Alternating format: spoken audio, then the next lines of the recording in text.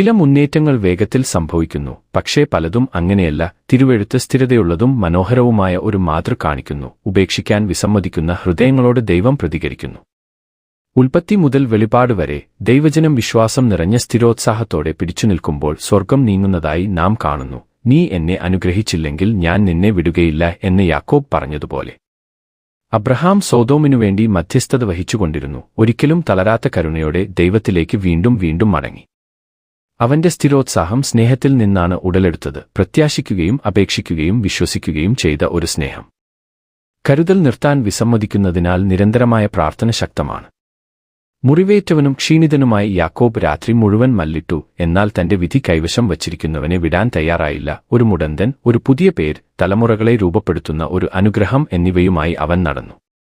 ചിലപ്പോൾ നമ്മെ ദുർബലപ്പെടുത്തുന്ന പോരാട്ടങ്ങൾ തന്നെ നമുക്ക് ലഭിക്കുന്ന അനുഗ്രഹത്തിന്റെ അടയാളങ്ങളായി മാറുന്നു. വർഷങ്ങളോളം നിരാശയോടെ ഹന്ന പ്രാർത്ഥിച്ചു. അവളുടെ ദുഃഖം വളരെ ആഴമുള്ളതായിരുന്നു. പുരോഹിതൻ അവളെ തെറ്റിദ്ധരിച്ചു. എന്നിട്ടും അവൾ ദൈവമുമ്പാകെ തന്റെ ആത്മാവിനെ ചൊരിഞ്ഞുകൊണ്ടിരുന്നു. ഉത്തരം വന്നപ്പോൾ പ്രാർത്ഥിക്കാൻ തുടങ്ങിയ അതേ സ്ത്രീയല്ല അവൾ. സാഹചര്യത്തെ രൂപാന്തരപ്പെടുത്തുന്നതിനു മുമ്പ് നിരന്തരമായ പ്രാർത്ഥന പലപ്പോഴും ഹൃദയത്തെ രൂപാന്തരപ്പെടുത്തുന്നു. ദാനിയേൽ 21 ദിവസം ഉപവസിക്കുകയും പ്രാർത്ഥിക്കുകയും ചെയ്തു, അദൃശ്യമായ യുദ്ധം തന്റെ ഉത്തരത്തെ വൈകിപ്പിക്കുന്നത് അറിയാതെ. സ്വർഗത്തിന്റെ ദൂതൻ എത്തുന്നതുവരെ അവന്റെ അചഞ്ചലത വരി തുറന്നിരുന്നു. കാലതാമസം എന്നാൽ നിഷേധിക്കൽ എന്നല്ല. ചില ഉത്തരങ്ങൾ നമുക്ക് കാണാൻ കഴിയുന്നതിലും അപ്പുറമുള്ള മേഖലകളിൽ പോരാടുന്നു. യേശു സ്വർഗാരോഹണം ചെയ്തതിനുശേഷം 10 ദിവസത്തേക്ക് ആദിമസഭാഐക്യത്തോടെ ഒത്തുകൂടി. അവർ തിരക്കുകൂട്ടുകയോ ചിതറിപ്പോകുകയോ ചെയ്തില്ല. അവർ പ്രതീക്ഷയോടെ കാത്തിരുന്നു. പെന്തക്കോസ്തിന്റെ തീക്കും കാറ്റിനും അവരുടെ സ്ഥിരോത്സാഹം ഒരു വഴിത്തിരിവായി. തന്റെ ആളുകൾ തന്നെ അന്വേഷിക്കുന്നിടത്ത് ദൈവം തന്റെ ആത്മാവിനെ പകരുന്നു, ശ്രദ്ധ കേന്ദ്രീകരിച്ചതും ക്ഷമയുള്ളതും ഏകീകൃതവുമായ പ്രാർത്ഥനയോടെ. ഗെത്സെമനയിൽ യേശു തന്നെയും അതേ വേദനാജനകമായ പ്രാർത്ഥന 3 തവണ പ്രാർത്ഥിച്ചു. സ്വർഗത്തിൽ നിന്നുള്ള ശക്തി വരുന്നതുവരെ നിലവിളിച്ചു.